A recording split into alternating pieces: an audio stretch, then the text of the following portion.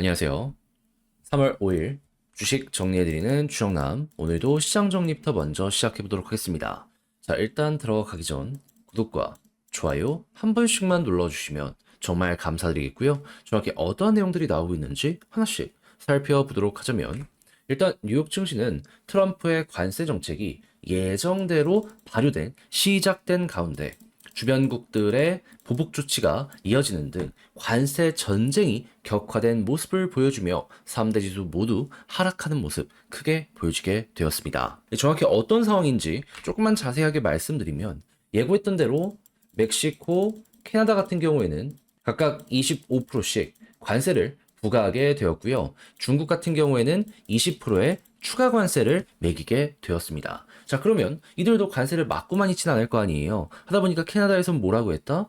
수입하는 금액이 대략 156조 정도 되는 규모라고 하거든요. 여기에 25% 매긴다라고 했고요. 멕시코는 이번 주 일요일 날 발표를 하겠다라고 예고를 했고요. 중국은 바로 이 농수산품 있죠. 대두는 물론이거니와 육류, 해산물 요런 곳에 최대 10에서 15%의 관세를 더 매기겠다라고 예고를 하였습니다. 이 위쪽은 조금 더 지켜봐야 되겠지만, 중국의 이 내용은 충분히 트럼프에게도 통할 것이다 라고 예상이 되는 부분은 뭐다? 트럼프의 지지층은 이 공화당, 그러니까는 텍사스나 이런 농사를 많이 짓는 쪽들이 있거든요. 근데 여기에서 많이 만드는 게 대두 같은 거란 말입니다. 근데 중국에서 이렇게 관세를 많이 매겨버리면 이쪽의 경쟁력은 떨어지게 될 수밖에 없지 않겠습니까? 그럼 자연스럽게 이쪽의 표가 트럼프에 부정적으로 작용을 하게 될 수밖에 없다. 그래서 실제로 중국이 2019년에 관련 이 정책으로 효과를 봤기 때문에 또 한번 반복을 하는 것이다 정도로 이해를 하시면 될 것 같습니다. 자, 그러다 보니까 트럼프 같은 경우에는 우리 이대로 물러설 수 없다, 또 한번 올리겠다, 보복 관세를 또 예고하는 이런 모습을 보여주게 되었거든요. 그러면서 이제 X를 통해 정확히 뭐라고 얘기했냐? 캐나다의 트루도에게 설명 좀 해달라. 그가 미국의 보복 관세를 부과하면 우리는 상호 관세는 즉시 같은 수준으로 인상이 될 것이다 라고 이야기를 했습니다. 자, 그러면서 4월 2일 전 세계를 상대로 예고한 상호 관세를 진행할 예정인데, 캐나다는 조금 더 빠르게 더욱더 많이 할 수도 있다라는 것도 시사를 했기 때문에, 요게 어떻게 보면 진짜 파워게임으로까지 가게 될 수 있다. 요건 이제 감안을 하시면서 보셔야 될 필요가 있을 것 같습니다. 자, 그러면 이런 것들이 계속해서 보여지게 되면 다음은 어떻게 될까요? 당연히 관세가 붙으면 제품의 가격은 비싸지게 될 것이고, 제품의 가격이 비싸지면 사람들의 소비력은 줄어들게 될 수밖에 없겠죠. 트럼프는 얘기했었습니다. 관세를 올리고 사람들에게 이 소비세나 여러 가지 소득세를 줄여주게 되면은 결국에 사람들이 가지고 있는 여유는 거기서 거길 것이기 때문에 이거 그렇게까지 나쁠 건 아닐 거다. 근데 지금 뭐 소비세 관련이나 여러 가지를 낮추거나 하진 않았잖아요. 그럼 관세만 올라간다는 거거든요. 그럼 미국의 경기는 한동안 안 좋아지게 될 수밖에 없을 겁니다. 그러면 여기에 이제 주요 영향받는 기업들은 실적이 떨어지게 될 수밖에 없을 것이고, 당연히 그렇다면은 주가에도 있는 단기적으로 악영향이 갈 겁니다. 이건 이미 2018에서 19년에 증명이 된 내용이기 때문에 이번에 또 한 번 반복이 될 것이다 라고 보시면 되는데, 근데 중요한 건 뭐다? 이걸 통해서 또 나름 긍정적인 효과도 나오게 될 수밖에 없습니다. 정확히 어떤 부분 때문이냐면, 경기가 안 좋아지면은 당연히 소비가 줄어? 그럼 공급은 일정하게 유지가 되면은 가격은 떨어지게 될 거 아니에요. 그럼 인플레적인 부분 어떻게 될 가능성이 높을까요? 이게 안정되는데 큰 영향 갈 수도 있을 겁니다. 여기에 크게 이제 영향을 주는 두 가지, 재정 지출 같은 경우에는 트럼프가 엄청나게 일론 머스크 지원해서 줄이는 모습 보여주고 있고, 그리고 에너지 같은 경우에는 제가 이전 영상에서도 계속 말씀드렸지만 사우디와 오펙 그리고 미국 기업을 계속해서 푸시하면서도 당근도 이제 흔들었거든요. 그게 뭐냐면 이란을 압박해서 이들을 국제에서 제재를 많이 하면서 이 점유율을 오펙 너희나 미국 기업 너희가 가져가라, 우리 증산하겠다라고 발표까지 이끌어냈습니다. 그러면 에너지 가격도 지금 70달러 아래에 있는 상황인데 더욱더 많이 빠지게 될 수도 있겠죠. 이거 구체화만 된다라고 하면은 트럼프는 다 계산하고 움직이는 것이기 때문에 물가가 튀어오르는 거 방지하면서 원하는 걸 얻어갈 수 있겠구나. 이건 이렇게 분석을 할 수 있을 것 같아요. 그래가지고 원래 6월 기준으로 금리 인하를 한 번 정도 할 확률이 한 60%에서 70% 왔다 갔다 하는 모습이 보여지게 되었는데 지금 어떻게까지 되었다? 6월이 아니라 5월 금리 인하에 대한 가능성 쭉 올라가게 되었습니다. 한때 60%까지 올라가게 되었다라고 해요. 그러면 예상보다 빠른 금리 인하가 진행이 된다면 올해 최대한 2번 생각했는데 3번까지도 가능할 수 있겠죠. 그럼 증시는 조정이 나오더라도 성장주의 성장성이 확실하게 보여지게 된다면 그들 위주로 또 한번 올라가는 모습, 돈이 풀리니까 이렇게 빠져 들어가는 이 모습 보여주게 될 겁니다. 그럼 한국 입장에서는 달러의 가치가 떨어지고 우리는 조금 안정세가 올 수 있겠네. 그럼 원화의 가치가 올라가면서 외국인 투자도 유입이 될 수가 있는 것이고 그거 말고도 다른 걸 생각을 한다라고 하더라도 야 이거 증시 좀 숨통이 트일 수도 있겠다. 요걸 예상을 할 수 있을 것 같습니다. 그래서 이제 이런 뉴스를 통해서 지금 만약에 본다라고 하면은 단기적으로는 관세 때문에 폭탄이 떨어질 수 있다라고 하더라도 인플레가 꺾이는 모습이 이제부터 확연하게 보여지게 된다면 이때 오히려 더 큰 호재로 되돌아올 수 있다. 요대로 한번 접근을 해보시는 게 어떨까 싶습니다. 자, 그랬을 때 국제유가는 WTI 기준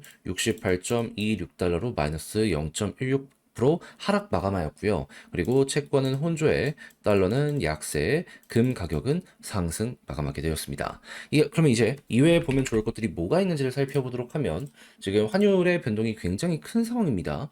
하다 보니까는 LCC들, 이 달러의 영향을 받는 기업들 영업이익이 일제히 현재 감소한 상황이다라고 해요. 근데 미국에서 금리 인하가 계속되고 한국이 유지가 된다면 어떻게 될까요?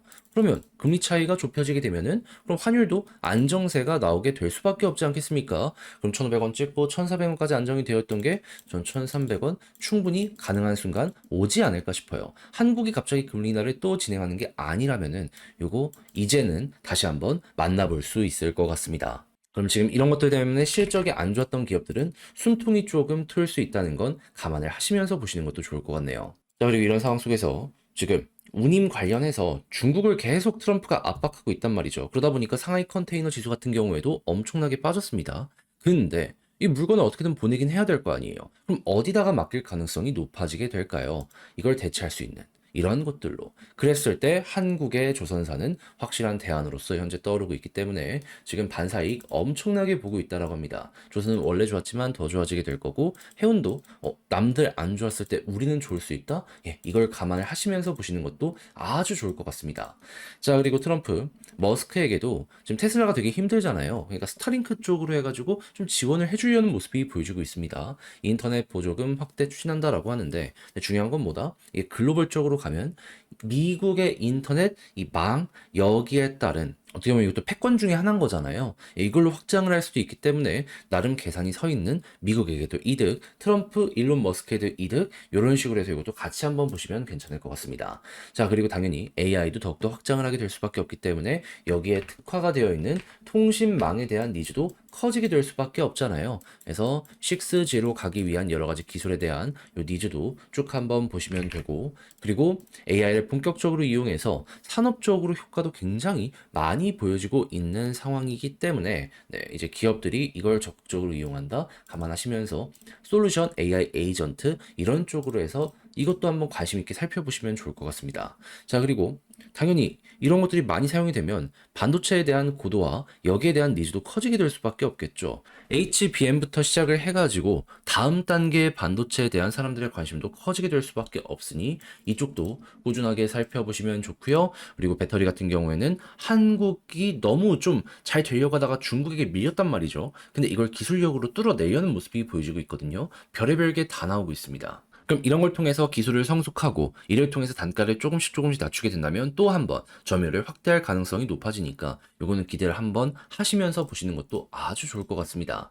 자, 그리고 화장품 같은 경우에는 지금 인디 브랜드가 엄청나게 글로벌적으로 확장이 되고 있어요. 그러면 한국의 화장품 대기업 회사들은 조금 아쉬울지언정 뭐 이제 위탁 생산을 해준다든가 아니면 용기 쪽을 만드는 회사들 같은 경우에는 절대적인 생산량이 급증을 하다 보니까 돈을 잘 번다 이렇게 볼 수밖에 없지 않겠습니까? 지금 다 떠오르고 있다라고 해요. 이것도 여러분들 놓치지 않으셨으면 좋겠네요. 자, 그리고 마지막으로 중국 어떻게든 경기를 살리겠다라고 지금 부양책을 많이 내놓고 있고 막 딥시크 같은 것도 나왔다 보니까 사람들의 관심이 터지고 있거든요. 매수 많이 들어오고 있다라고 합니다. 여기에 영향을 받는 한국 기업들이 있다면은 이 역시 나름 숨통이 트이겠네 생각을 하시면서 미국 비중보다 중국 비중 높은 기업들 지금 한번 집중해서 관심 있게 바라보시는 것도 괜찮을 것 같네요. 자, 이렇게 해서 오늘의 시장 정리 3월 5일 내용들 정리를 한번 해봤는데 어떻게 여러분들께 도움이 되었을지 모르겠습니다. 잘 보셨으면 좋겠고 지금 봤던 내용이 마음에 들었다면 구독, 좋아요 눌러주시고요. 지금 말씀드린 내용은 장 시작하기 전 텔레그램 공방을 통해서 올려드리고 있으니까 같이 한번 이렇게 리포트들까지 보고 싶다라고 생각을 하신다면 영상 소개란에 있는 링크 클릭하시고 입장을 하셔서 그냥 내용 만족스러우면 이렇게 따봉 한 번씩만 꾹 눌러주시면 정말 감사드리겠다 말씀드리며 개별 종목 살펴보도록 하겠습니다. 안녕하세요. 제가 이번에 가지고 온 종목은 두산 에너빌리티를 가지고 왔습니다. 하루 만에 반등하네요. 그리고 제가 그렇게 강조했던 21선 회복을 했습니다. 이런 상황이라면 힘이 유지가 될 것 같은데 정확히 어떤 걸 보면 좋을지 풀어보도록 할 테니까 일단 들어가기 전 구독과 좋아요 한 번씩만 꾹 눌러주시면 정말 감사드리겠습니다. 자, 일단 좋은 소식이 들려왔습니다. 한수원 아시아 최초로 원자력 그린본드 발행 성공.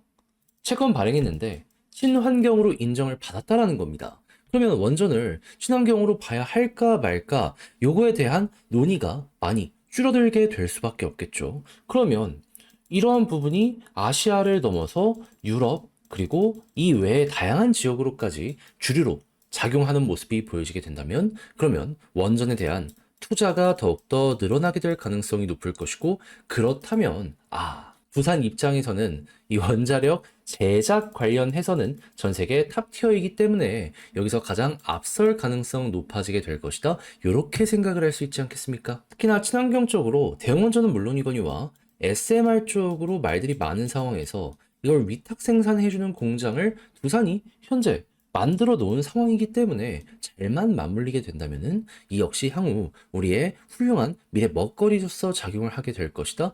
요 정도로 볼 수 있을 것 같습니다. 그럼 원전 쪽 다시 한번 현재까지 진행 상황을 체크해 보도록 하자면 일단 대형 원전 같은 경우에는 3월 달에 체코 원전 관련해서 이제 계약 마무리 진행을 할 것이고 폴란드 같은 경우에도 이야기가 나오게 될 가능성이 높을 것이고요. 그리고 현재 이 미국, 유럽 이쪽은 웨스팅하우스 쪽의 지역을 이제 양보하고 우리 같은 경우는 지금 중동 쪽으로 넘어간다라고 말들이 나오고 있죠. 그럼 여기에서도 일거리가 들어오게 된다면은 이거 먹을 수 있다.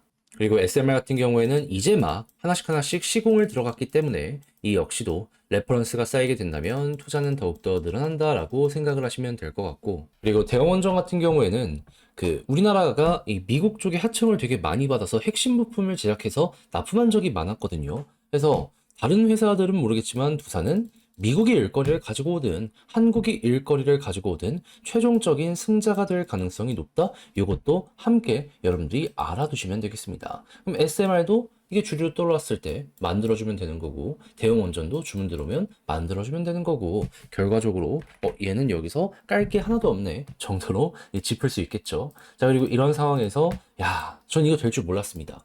가스발전소, 터빈 지금 수주를 받게 되었다라고 합니다. 카타르에서 받게 됐다라고 하는데 지금 해외에서는 이게 처음으로 알고 있거든요. 그러면 이거 어느 정도 인정이 되었다라는 거잖아요. 가격적으로 물론 기존 주류에 있었던 기업들보다는 싸게 쓸 수밖에 없었을 겁니다. 하지만 이렇게 차근차근 진입을 하게 된다면은 지금 딱 이 가스터빈을 만들 수 있는 기업이 전 세계에 5군데밖에 없거든요. 그 중에 하나로서 점점점 성장을 하게 될 가능성이 높기 때문에 이 역시 미래의 먹거리로서 훌륭한 역할을 하게 될 것이다 보시면 되겠습니다. 터빈 하나에 1,000억이 넘는 걸 생각을 하면은 액수 결코 작지 않을 거예요. 그래서 벌써부터 작년 목표 수주 이상을 달성했다라고 하는데 올해 같은 경우에도 훈풍이 불어오고 있다는 얘기가 많이 들려오고 있죠. 그러다 보니 여기 가격적으로도 한 번에 회복을 했다 정도로 보시면 되겠습니다. 자, 그럼 여기서 이제 수급적으로 어떤 걸 봐야 되느냐? 제가 외국인 컴백이 중요하다라고 했는데 일단 기관부터 들어오고 있습니다. 그러면 기관 들어오면서 요 빨간불 크게 해주면은 어느 정도 현재 위치에 대한 방어력이 생기게 될 것이다 라고 생각을 하시면 되고요. 그리고 나서 외국인까지 빨간불로 굳건해지는 모습이 보여지게 된다면 과거 이 둘로 인해서 이렇게 올라가는 전적이 보여졌기 때문에 21선 전후로 바닥이 잡히면 또 한 번 볼린저 상단까지 시도하는 거 예상을 해볼 수 있을 것 같습니다. 근데 여기서 맞고 떨어지면 어떻게 될까요? 보통 이때 힘이 빠지면서 쭉 더 떨어지는 경우도 있거든요. 그러면 단기적으로 봤다라고 하시는 분들은 여기서 조정 예상을 하시면서 매도하시면 되는 거죠. 근데 반대로 여기를 돌파하는 모습이 보여지게 된다면 과거 이 과정을 거쳐서 뚫고 위에서 자리를 잡을 때마다 요렇게 올라갔거든요. 그럼 또 한 번 올라가겠죠. 특히나 얘는 가장 걸리적거리던 매물대를 다 소화한 다음에 이렇게 올리는 거라 다음번 상승이 나왔을 때 그렇게까지 부담이 되는 물량이 쏟아진다든가 그런 건 많이 없을 겁니다. 그냥 아래에서 산 사람들 정리하고 최근에 조금 물려있는 사람들 정리하고 이게 전부일 거예요. 좀 수급 좋으면 이거 금방 소화할 거고 힘 좋으면 더 간다. 그래서 지금은 21선을 최우선으로 따지면서 중심 잡고 기회 줄 때 밀고 가보시면 좋겠네요. 자, 그럼 이걸 바탕으로 글로 쓰면서 영상 최종적으로 마무리 한번 해보도록 하자면 일단 나오는 뉴스를 봤을 때보다 원전에 대한 글로벌의 분위기가 좋아지고 있고 가스 터빈을 수주를 받았기 때문에 이제 본격적인 해외 진출 기대가 되는 상황이다. 두 번째, 수급적인 부분, 기관 달라붙었지만 외국인은 아직이라 이들도 언제 오는지 보는 게 중요하고 지지라인 가장 중요한 건 21선 지켜주는 거. 이 위에만 있다면 일단 조금 더 지켜봐도 전 충분히 가치 있다라고 생각을 합니다. 그런 다음에 올라간다라고 하면은 볼린저 상단까지 가는 모습이 많이 보여지니 여기를 1차 목표로 두되 돌파를 못하면은 비중 조절 들어가는 것도 하나의 방법이고요. 뚫게 된다면은 힘 들어온 대로 그대로 한번 더 가는 것이기 때문에 쭉 추세가 이어질 때까지는 계속 홀딩하는 식으로 해서 이런 거 수익 극대화 한번 해보시면 좋겠습니다. 자, 그렇게 해서 두산 에너빌리티 어떻게 현재 위치에 대해서 바라보면 좋을지에 대해서 이렇게 한 번씩 따져봤는데 어떻게 여러분들께 도움이 되었을지 모르겠습니다. 내용 만족스러웠으면 좋겠고요. 전 다음에 더 좋은 영상으로 다시 인사를 드리겠다라고 말씀드리며 이상 주식 정리해드리는 주정남이었고요. 내용 괜찮았다면 구독, 좋아요 꼭 한번 눌러주시고 저는 내일 다시 뵙도록 할게요. 감사합니다.